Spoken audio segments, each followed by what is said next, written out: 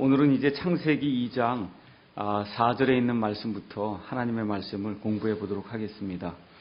우리가 지난 시간에는 안식교 또 안식 이와 같은 그 내용으로 공부를 했고, 오늘은 창세기 2장 4절, 5절, 6절 해서 쭉 나가보도록 하겠습니다.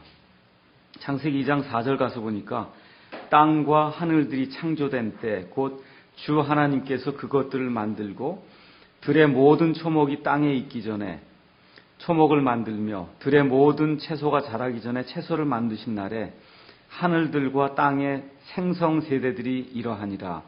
그때에는 주 하나님께서 땅에 비를 내리지 아니하셨고 또 땅을 갈 사람도 없었으며 단지 안개만 땅에서 올라와 온 지면을 적셨더라. 이렇게 지금 기록이 되어 있습니다. 원래 여기 그 영어로 가서 보시면은 These are the generations of the heavens and of the earth라고 이렇게 되어 있어서 여러분 가지고 계신 그 성경책의 5절에 하늘들과 땅의 생성 세대들이 이러하니라 라고 하는 그 구절이 영어에는 그게 4절에 들어가 있습니다. 근데 우리 말로 이거 성경을 이렇게 번역하다 보면 저 뒤에서부터 번역을 해와야 지금 번역이 되기 때문에 어쩔 수 없이 지금 그 4절에다가 그 9절을 넣지 못하고 지금 5절 끝으로 가서 중간쯤으로 가서 생성 세대들이 이러하니라라고 하는 그 9절이 그 안에 지금 들어가 있습니다. 영어로는 generations 이렇게 이제 기록이 되어 있습니다. 히브리어로는 우리가 톨레다 아니면 톨레도트 이렇게 이제 이야기를 합니다. 이 스트롱 그 넘버로 가서 볼 것 같으면 8435번이 되는데요. 제가 이제 창세기 공부를 시작하면서 모세가 이제 창세기를 기록하면서 이 톨레다라고 하는 이러한 그 단어를 이 창세기 안에 한 10번 정도 이렇게 기록을 했다. 그렇게 이제 지난번에 한번 말씀을 드렸습니다. 한번 가서 구체적으로 몇 구절만 찾아보도록 하겠습니다. 창세기 2장 4절 지금 읽은데 거기 가서 보시면 이 생성 세대라고 기록이 되어 있고 6장 9절을 이제 한번 가서 보시죠. 6장 9절 가서 보시면 노아의 세대들은 이러하니라 이렇게 기록이 되어 있습니다. 그래서 땅이 생성된 것을 기록한 게 어디까지냐 하면 창세기 6장 8절까지고 창세기 6장 9절부터는 노아의 세대들, 노아에게서 나온 그와 같은 그 사람들의 역사, 그 사람들이 생성된 것 이런 것들을 지금 기록하고 있는 겁니다. 10장 1절로 한번 또 넘어가 보겠습니다. 10장 1절에 가서 보시면은 이제 노아의 아들 셈과 함과 야벳의 세대들은 이러하니라. 그래서 노아에게서 나온 세 아들들, 그 세 아들들로 말미암아 나온 사람들이 이러하다. 그 나온 사람들의 역사가 이러하다. 지금 이런 식으로 이게 기록이 되어 있습니다. 11장 10절에 가서 보니까 그 세 아들들 중에서 셈의 세대들은 이러하니라. 그래서 셈에게서 나온 사람들, 그 사람들의 역사 이런 것들을 지금 성경이 계속해서 기록을 해주고 있습니다. 그래서 이러한 내용이 여러분 가서 보시면 창세기 25장 12절, 25장 19절, 36장 1절, 36장 9절, 37장 2절 해서 이 생성 세대들이 이러하니라 라고 하는 그러한 구절이 창세기 전체에 걸쳐서 10군데가 나옵니다. 그래서 이 창세기는 그 특징이 뭐냐 하면 생성 세대들이 이러하니라 라고 하는 그와 같은 그 어떠한 그 구절을 가지고 이렇게 10개의 그와 같은 그 문단으로 성경 전체가 창세기 자체가 이제 나뉘어져 있다. 이걸 여러분이 기억을 하면서 성경을 보시면은 이해하시는데 조금 도움이 될 겁니다. 그래서 여기 2장 4절에 이제 물론 우리 성경에 지금 5절에 가 있지만요. 하늘들과 땅의 생성 세대들, 제너레이션은 말 그대로 생성이 되는 거예요. 생성이 되는 것. 그래서 다른 데 나와 있는 그 세대들이라고 하는 그 말과 맞추기 위해서 지금 킹제임스 금정역 성경에서는 원래는 이제 땅의 생성 역사 이와 같은 얘기입니다.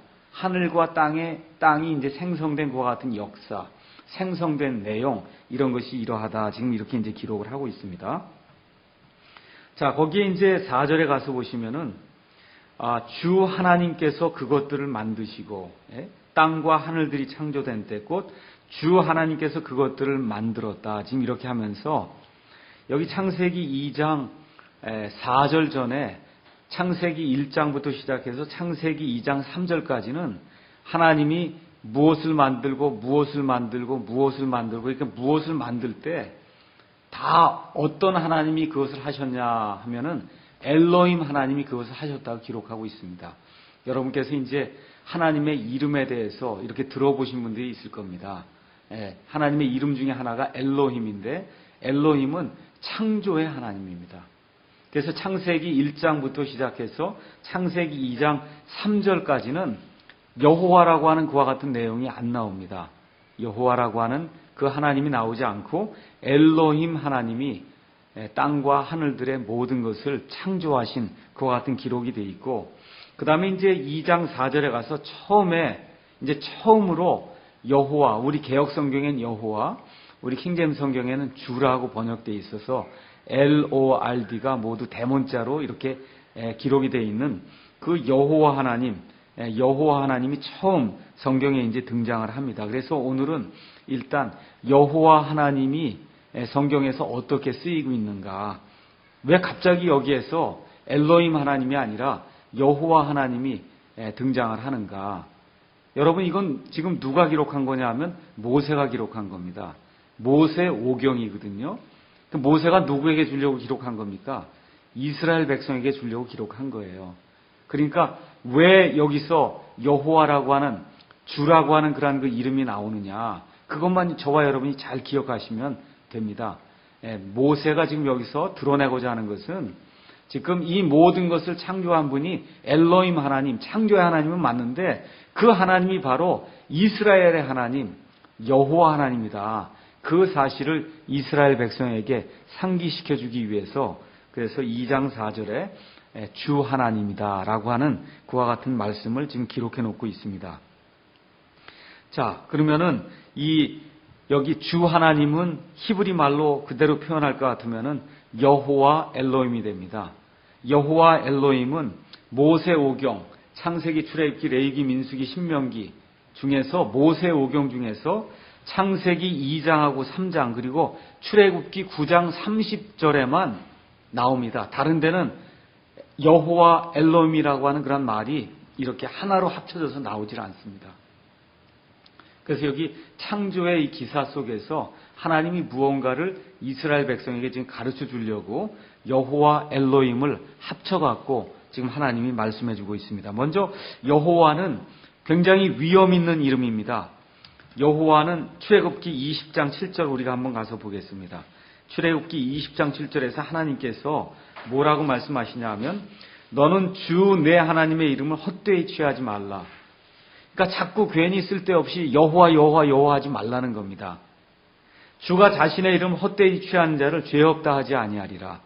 그래서 이스라엘 백성은 여기 이렇게 구약 성경 이렇게 히브리 말로 가서 보면 예호바로 이제 되어 있습니다. 예호바. 그래서 이 예호바, 우리말로는 지금 여호와라고 되어 있는데, 여호와라고 하는 그런 단어가 이 히브리 말로는 여기 네 글자 자음으로 이제 표현이 되어 있습니다. 네 글자 자음. 그래서 이 네 글자 자음을 테트라그라마톤 이제 그렇게 이제 이야기하는데요. 이 테트라그라마톤이 이 네 글자로만 되어 있는데 보통 YHWH라고 이제 이야기하는데 원래는 JHWH가 맞습니다. 그래서 그 J에서 이제 여호와, 지호바라고 하는 그 말이 이제 나오게 되는 거거든요.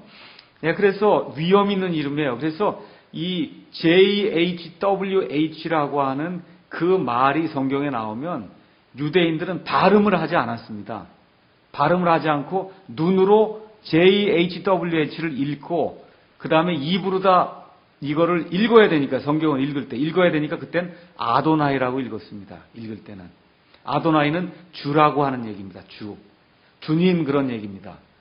그래서 여호와를 감히 발음할 수가 없었어요. 왜냐하면 출애굽기 20장 7절에 하나님께서 자신의 이름을 헛되이 취하는 자를, 쓸데없이 여호와 하면서 하나님의 이름을 부르는 그와 같은 자들을 죄 없다 하지 아니할 것이다. 하나님이 그렇게 말씀했기 때문에 굉장히 두려운 그와 같은 이름으로 생각하고 감히 여호와라고 하는 걸 발설을 하지 않았어요. 그래서 전 세계 모든 성경이 이 히브리 사람들의 이와 같은 그 관례와 여기 출애굽기 20장 7절에 나와 있는 하나님의 아주 특별한 명령이거든요. 하나님의 이름, 주라고 하는 그 이름을 헛되이 취하지 말라고 하는, 여호와라고 하는 그 이름을 헛되이 취하지 말라고 하는 하나님의 이 특별한 명령을 따라서 그래서 여호와를 다 주로 번역했습니다. 전 세계 모든 성경이 다 공통입니다. 다만 여호와의 증인들의 성경하고 개혁 성경하고 그다음에 개혁 성경의 근간이 된 미국의 어메리칸 스탠다드 버전이라고 하는 그 성경이 1903년도에가 나왔습니다. 그 성경에서만 유일하게 이 여호와를 그대로 여호와로 이제 두게 되었습니다. 그래서 우리 개혁 성경에서만 유일하게 전 세계 모든 성경 중에서 이 예호바라고 하는 그런 단어 JHWH를 개혁 성경에서만 여호와로 번역해서 이 하나님의 이름이 이렇게 망령되이 일컬어지는 그와 같은 경우가 우리 한국에서는 많게 그렇게 이제 되었습니다. 자, 여러분이 한번 가셔서 신명기 18장에 있는 내용을 한번 보시겠습니다. 신명기 18장 15에서부터 22절에 가서 보시면은 하나님이 모세와 같은 그 대언자를 이제 일으키는 그와 같은 내용을 말씀해 주시면서 뭐라고 이야기하느냐 하면 여호와라고 하는 그런 이름으로 와서 어떤 대언자가 하나님의 말씀을 대언했는데 그 말씀이 이루어지지 않으면 그 대언자를 죽이라고 이야기합니다. 이게 대단히 중요한 거예요. 그러니까 어떤 사람이 이러하게 여호와 하나님이 말씀하셨다 하고 이야기를 했는데 그 말씀이 이루어지지 않으면 목숨을 내놓아야 된다 그런 얘기입니다. 그러니까 이 이스라엘 사람들에게 있어서 여호와라고 하는 이름이 얼마나 무서운 이름이었는가 이 신명기 18장 15절에서 22절에 있는 그 말씀을 통해서 알 수가 있습니다. 예를 들어 열왕기상 22장 말씀 잠깐 보겠습니다. 열왕기상 22장 5절에서 7절에 있는 말씀을 잠깐 보겠습니다. 열왕기상 22장 5절에서 7절 가서 보면은 여호사밧이 라못 길르앗으로 올라가서 거기 사람들하고 싸움을 하느냐 마느냐 하는 그런 문제를 가지고 아합 왕과 같이 의논을 하다가 우리가 이 문제를 우리 여호와 하나님께 물어봐야 되겠다 하고 그 거짓 대언자들이 이제 부르는 그와 같은 대목이 나옵니다. 거기 가서 보니까 22장 5절에서 7절 여기 가서 여호사밧이 또 이스라엘 왕에게 이르되 원하건대 오늘 주의 말씀에 그러니까 여호와의 말씀에 여쭈어 보소서 하니라. 이에 이스라엘 왕이 대언자 400명 가량을 함께 모으고 그들에게 이르되 내가 라못 길르앗으로 싸우려 가랴 아니면 삼가랴 하니 그들이 이르되 올라가소서 주께서 그곳을 왕의 손에 넘겨주시리이다. 여기 주가 어떻게 표현이 되어 있어요? 지난 고딕이 아니라 연한 고딕으로 표현이 되어 있죠. 이 얘기는 뭐냐면 여호와가 아니라 아도나이께서 그렇게 얘기하는 거예요. 그러니까 지금 이 대언자들이 이걸 여호와께서 해서 지난 고딕의 주로 표현해갖고 주께서 그곳을 왕의 손에 넘겨주시리다 이렇게 이야기를 했으면 만일에 그것이 넘겨지지 않으면 어떻게 돼요? 죽임을 당한단 말이에요. 그러니까 너무 두려우니까 자기들이 또 가짜 대언자이고 그러니까 여호와라는 이름을 쓰지 못해요. 어떻게 합니까? 아도나이께서 그렇게 말씀하셨다. 지금 그렇게 이야기하는 거예요. 우리가 하나만 더 보겠습니다. 예레미야 26장 16절에 가서 보겠습니다. 예레미야 26장 16절에 있는 말씀을 보면 예레미야 대언자가 이스라엘 백성에게 하나님의 말씀을 이렇게 전달했습니다. 그 전달해서 이 예루살렘 성이 멸망한다 그러고 하니까 여기 모여있는 사람들이 기분이 굉장히 나빴어요. 그래서 예레미야를 이제 사로잡고 왜 내가 이 성이 멸망한다 그러고 이 백성이 멸망한다 그러냐. 그렇게 이야기를 한단 말이죠.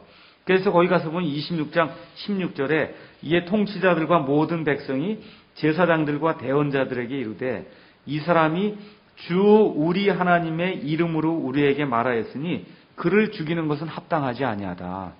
지금 예레미야가 와서 누구의 이름으로 했어요? 아도나이의 이름이 아니라 여호와 하나님의 이름으로 와서 말씀을 선포했기 때문에 이건 죽일 수 없다는 거예요. 이 말씀이 이루어지면 그러면 우리가 이 사람을 죽이게 되면 우리가 유죄가 된다 그 얘기죠.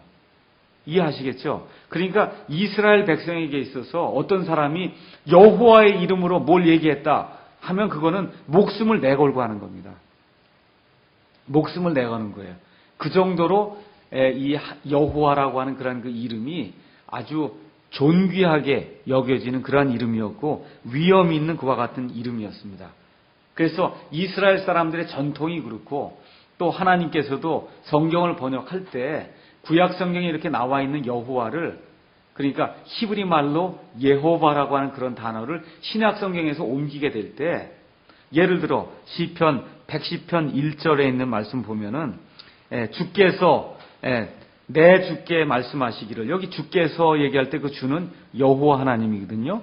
여호와께서 내 주, 내 아도나이에게 말씀하시기를 내가 내 원수들을 내 발받침으로 삼을 때까지 너는 내 오른편에 앉아 있으라 하셨도다. 이렇게 돼 있어요. 개역 성경은 그거를 여호와께서 내 주에게 이렇게 이제 지금 번역이 돼 있습니다. 그런데 지금 이 똑같은 말씀을 마태복음 22장 44절에서 예수님이 직접 말씀해 주시거든요. 근데 그 예수님이 말씀해 주신 것을 그리스말로 번역을 했단 말이에요. 그리스말로 번역을 하면서 여호와를 뭐로 번역했냐면 큐리오스로 번역했어요. 큐리오스의 뜻이 뭐냐면 줍니다. 그래서 그걸 뭐라고 번역했냐면 주께서 내 주께 말씀하시기를 해서 하나님께서 신약 성경을 그리스어로 주시면서 구약 성경에 나와 있는 여호와를 큐리오스, 다시 말해 주로 번역해야 된다고 하나님이 이미 다 예를 만들어 놓으셨습니다. 그렇기 때문에 마틴 루터 성경이라든지 이탈리 성경이라든지 프랑스 성경이라든지 모든 성경이 다 똑같이 이 구약 성경의 전통과 또 이스라엘 백성의 전통과 하나님께서 이 구약 성경에 나와 있는 말씀을 이 그리스 말로 이렇게 옮길 때 어떻게 하라고 예제를 보여주신 그 예제를 따라서, 그래서 다 여호와라고 하는 그런 그 단어를 LORD 해서 LORD 모든 걸 다 대문자 처리해서 다 주라고 표현했습니다. 그렇기 때문에 우리말 성경으로 우리가 이제 성경을 볼 때에도 여호와라고 하는 거, 이거를 말로 다 이렇게 이야기하는 게 아니라 주가 대문자로 돼서 이게 진한 고딕으로 나올 때 읽을 때 주라고 읽고 속으로 생각할 땐 이걸 여호와라고 생각하는 것이 성경의 전통이고 또 하나님께서 우리에게 물려주신 그와 같은 전통입니다. 그런데 개역 성경이 그렇게 하지 않다 보니까 오히려 주라고 하는 걸 쓰면 이상한 것 같이 그렇게 이제 여겨지게 우리의 어떤 전통으로 이제 굳어졌습니다. 그래서 저와 여러분이 킹제임스 성경을 읽거나 다른 영어 성경을 읽을 때에는 이와 같은 그 전통을 따라서 하나님께서 세워주신 예를 따라서 성경 번역자들이 이 주라고 바르게 번역한 거다. 개역 성경이 오히려 그걸 번역을 잘못한 거다. 그 내용을 기억을 하시면서 읽으시면 되겠습니다. 자, 그래서 이제 여호와는 구약 성경을 찾아보면 6823에 나오는 것으로 되어 있습니다. 그래서 제일 처음 나오는 게 어디냐면 창세기 2장 4절입니다. 여호와는 히브리 동사 하바라고 하는 그런 동사에서 나오는데요. 그 하바라고 하는 그 동사는 뜻이 뭐냐 하면 존재한다는 얘기예요. 존재한다. 이것은 또한 히브리 동사 카바라고 하는 그런 동사하고 연관이 되어 있는데, 이 카바라고 하는 동사는 산다는 얘기입니다. 산다. 그러니까 여호와라고 하는 그 이름 자체가 살고 있다, 산다, 그 다음에 존재한다, 존재하고 있다, 이런 얘기입니다. 그래서 여호와라고 하는 그 이름이 뭐냐 하면 스스로 살아계신 분, 스스로 존재하는 분, 영원한 생명의 근원이 되시는 분, 이와 같은 뜻을 가지고 있습니다. 그래서 여호와는 절대적인 하나님의 이름이에요. 그러니까 여러분이 히브리 사람들이 됐다고 생각을 해보시면 히브리 사람들은 거짓 신이 있고 참 하나님이 있습니다. 물론 영어로는 다 가시기 때문에 거짓 신이 있고 참 신이 있다, 이렇게 이야기하지 거짓 신이 있고 참 여호와가 있다, 그렇게 이야기하지 않습니다. 이스라엘 백성의 참신, 이스라엘 백성의 참 하나님은 여호와입니다. 아시겠죠? 그러니까 참 여호와 이런 얘기는 안 해요. 왜 그러냐면 참 하나님이 바로 이스라엘 백성의 하나님이기 때문에 그렇습니다. 그 다음에 이스라엘 백성이 오 내 하나님이여 이렇게 얘기하지 오 내 여호와여 그렇게 이야기하지 않는단 말이에요. 그러니까 개인적인 하나님을 가리킬 때도 내 하나님 얘기할 때 그 내 하나님이 누구예요? 여호와 하나님이다, 그 얘기예요. 그러니까 내 여호와여 이렇게 이야기하지 않습니다. 또 이스라엘의 하나님 그렇게 이야기하지 이스라엘의 여호와 그렇게 이야기하지 않습니다. 왜냐하면 이스라엘의 하나님이 바로 여호와이기 때문에, 이해하시겠죠? 네, 그래서 그렇게 이야기하지 않습니다.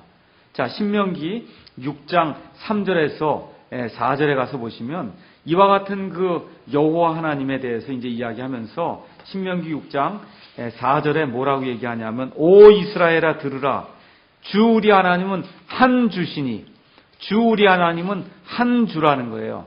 한 분이 아니고 한 주라는 겁니다. 한 여호와 하나님 안에 세 인격체가 있다는 얘기예요. 그러니까 우리 여호와는 한 분이시니 이렇게 번역하면 이건 틀린 번역입니다. 그래서 주 우리 하나님은 한 주시니 한 여호와시니 그래서 그 한 하나님 안에 세 인격체로 아버지 하나님, 그 다음에 아들 하나님, 그 다음에 성령 하나님이 존재하신다. 성경이 그렇게 이제 기록을 하고 있습니다. 자, 그럼 하나님의 뜻은 하나님이 직접 출애굽기 3장 14절에서 우리에게 가르쳐 주십니다. 한번 출애굽기 3장 14절에 있는 말씀을 보겠습니다. 모세가 이제 하나님을 만났는데 하나님께서 모세 보고 이제 이집트 땅으로 돌아가서 내 백성을 인도해내라고 하니까 모세가 이제 하나님에게 이야기하죠. 내가 가서 그렇게 이야기하면 도대체 어떤 하나님이 너를 우리에게 보냈느냐 이렇게 물을 텐데 제가 무엇하고 이야기해야 됩니까? 그렇게 이제 이야기하니까 3장 14절에 하나님께서 모세에게 이르시되 나는 곧 스스로 있는 자니라. 그래서 영어로 I am that I am. 나는 존재한다. 그러므로 나는 존재한다. 뭐 이와 같은 뜻입니다. 나는 있다. 그렇기 때문에 나는 있다. 이런 뜻이에요. 그러니까 하나님은 누가 만든 그와 같은 존재가 아니라는 겁니다. I am that I am. 또 어떤 분은 I will be that I will be 이렇게 나는 존재할 터이므로 나는 존재할 것이다. 이렇게 이제 번역하는 그런 사람들도 있습니다. 어찌됐든 하나님께서 I am 그렇게 이야기를 한단 말이죠. 그렇게 한 다음에 너는 이스라엘 자손에게 이같이 말하기를 스스로 계신 이께서 나를 너에게 보내셨느니라 하라. 스스로 계신 이를 영어로 가서 보니까 뭐라고 써 있어요? I am으로 돼 있습니다. 영어로 I am으로 돼 있어요. I am이 다 대문자로 써 있죠. I도 대문자, A, M도 다 대문자예요. I am이 너를 보냈다는 거예요. 그러니까 그 하나님의 이름이 I am이라는 거예요. 나는 스스로 있는 자, 그 스스로 있는 이께서 나를 너에게 보내셨느니라 그렇게 이야기하는 겁니다. 그래서 요한복음에 가서 보시면 예수님께서 나는 양들의 문이다. 나는 포도나무다. 나는 생명의 빵이다.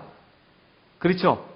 예수님께서 나는 곧 길이요 진리요 생명이다. 나는 부활이다. 그렇게 이야기하잖아요. 나는 생명이다. 그때 다 그게 뭐예요? I am이거든. I am.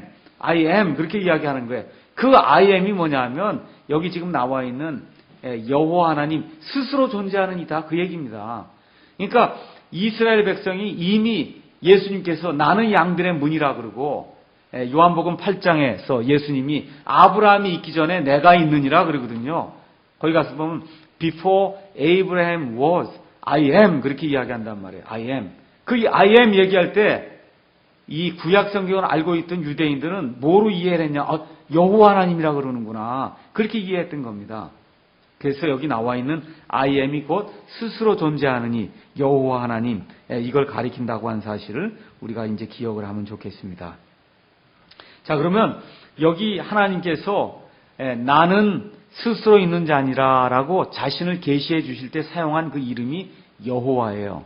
그래서 여호와를 통해서 우리가 뭘 알 수 있냐면 이스라엘 백성에게 자기 자신을 드러내시는 그 하나님, 그분이 바로 여호와 하나님이다 라고 하는 사실을 우리가 알 수가 있습니다. 자, 출애굽기 6장 3절에 가서 보니까 또 하나님께서 이제 뭐라고 말씀하시냐면 내가 아브라함과 이삭과 야곱에게 전능자 하나님의 이름으로 나타났으나 나의 이름 여호와로는 그들에게 알리지 아니하였느니라. 아니 그 전에도 지금 여기 가서 보면 창세기 2장 4절에 여호와 주라고 하는 그 이름이 나오지 않습니까? 근데 왜 어떻게 알리지 않았다고 이야기하십니까? 여기서 이야기하는 것은 지금 모세와 이스라엘 백성에게 하나님이 나는 스스로 존재하는 자다라고 자기 자신을 계시해 주시면서 하나님의 그 계시를 충만히 보여주셨거든요. 그렇게 보여주신 그런 형태로 아브라함과 이삭과 야곱에게는 자기 자신을 드러내 보이시지 않았다는 겁니다. 그렇게 여러분과 제가 이해를 하면 되겠습니다. 다시 말씀드려서 이름의 의미를 그들에게 이제 알려주지 않았습니다. 그래서 하나님의 백성 이스라엘에게 계시된 그 이름이 바로 여호와다. 자, 그래서 노아의 아들들 가서 보면은 노아의 아들들이 셈과 함과 야벳이 있는데, 그래서 이 하나님 엘로힘 하나님은 셈과 함과 그 다음에 야벳 모든 자손의 하나님입니다. 이렇게 쓸 때는 엘로힘을 우리가 이제 쓸 수 있어요. 그런데 셈의 자손의 하나님이다 얘기할 때는 우리가 여호와 하나님이다 그렇게 이야기할 수가 있습니다. 여호와 하나님. 역대기하 14장 1절에 있는 말씀을 잠깐 보도록 하겠습니다. 역대기하 14장 11절입니다. 여기 가서 보시면 이방 민족들이 유다를 침공하러 들어올 때 아사 왕이 하나님 앞에 이제 기도하는 그와 같은 대목이 나와 있죠. 아사가 주 자기 하나님께 부르짖어 이르되 주여 많은 사람들로 돕든지 능력이 없는 자들로 돕든지 주께는 그것이 아무것도 아니니이다. 오 주 우리 하나님이여 우리를 도우소서. 우리가 주를 의지하오며 주의 이름으로 이 많은 무리를 치러 가나이다. 오 주여, 그러면서 오 여호와여, 주는 우리 하나님이십니다. 당신은 우리의 엘로힘입니다. 그렇게 얘기한단 말이에요. 그러니까 이스라엘의 엘로힘은 여호와 하나님이라는 거예요. 이스라엘의 엘로힘. 아시겠죠? 이스라엘의 여호와가 아니라 이스라엘의 하나님, 유일하신 참 하나님, 이스라엘에게 계시되신 하나님, 자신을 드러내신 그 하나님은 여호와라는 겁니다. 자, 그래서 중요한 내용이 뭐냐면 여호와 그러면 이스라엘의 하나님이구나. 이스라엘에게 자신을 드러내는 그런 하나님이구나. 이 내용을 저와 여러분이 기억하시면서 창세기 2장 4절에 거기 가서 보니까 여호와 엘로힘이라고 하는 그런 단어, 우리말로 이제 번역을 하면 주 하나님께서 하늘들과 땅을 만드셨다고 했을 때 모세가 하나님의 영감을 받아서 지금 주 하나님이라고 기록했거든요. 그 이유가 뭐냐 하면 이게 모세의 오경이에요. 누구에게 지금 주려고 하는 겁니까? 이스라엘 백성에게 지금 주려고 하기 때문에 이스라엘 백성 너희가 알고 있는 여호와 하나님 알고 있지 않냐? 이스라엘에게 자기 자신을 계시하신 그 하나님, 바로 그 하나님이 어떤 하나님이라고 얘기하는 거예요? 하늘들과 땅을 창조하신 바로 그 하나님이다. 그래서 창세기 1장 1절부터 창세기 2장 3절까지는 그냥 모든 사람이, 왜냐하면 이 성경 말씀이 적용이 되는 거는 이스라엘 백성에게만 적용되는 게 아니잖아요. 지금 우리가 신약과 구약 성경을 가지고 있는데 우리가 다 이방인 아닙니까? 이방인들도 하나님이 이 모든 걸 만들었다는 사실을 알고 있단 말이에요. 그렇죠? 근데 지금 2장 4절에 들어가면서 모세가 무엇을 지금 상기시키려고 하냐 하면 모든 민족들의 그 창조주 하나님, 바로 그 하나님이 우리 이스라엘에게 자기 자신을 계시해 주신 참 하나님, 바로 여호와 하나님이다. 그걸 지금 부각시키기 위해서 2장 4절에 여호와 엘로힘이라고 하는 그러한 단어를 지금 쓰고 있습니다. 2장 5절에 이제 생성세대 이야기는 다 했고요. 그 다음 2장 끝에 가서 보면, 5절 끝에 가서 보면 주 하나님께서 땅에 비를 내리지 아니하셨고 또 땅을 갈 사람도 없었으며, 그러니까 비도 없었고 사람도 없었으며 단지 안개만 올라와 땅에서 올라와 온 지면을 적셨더라. 이렇게 이제 기록이 되어 있습니다. 그래서 하나님께서 아직 사람을 만들지 않았던 때에 그 이야기를 하고 있는 겁니다. 그 상태에서 이제는 안개만 올라왔다. 그래서 지금의 상태하고는 완전히 다른 상태다.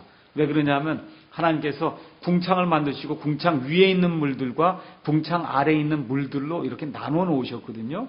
그러니까 그 당시에 그 기후 상황이라든지 지구의 어떠한 그런 그 상황은 지금 이 하늘에 있는 그와 같은 하늘의 창들이 다 이제 노아의 홍수를 통해서 열리고 그러면서 많은 물들이 쏟아져 내리는 그와 같은 일들이 발생했는데, 그와 같은 일들이 발생한 그 이후에 살고 있는 지금 우리가 지금 살고 있는 이 땅과 그 다음에 지금 여기 사람을 만들기 전에 하나님이 만들어 놓으신 그와 같은 땅은 그 내용면에서 굉장히 많이 달랐다고 하는 사실 우리가 기억을 하면 좋겠습니다.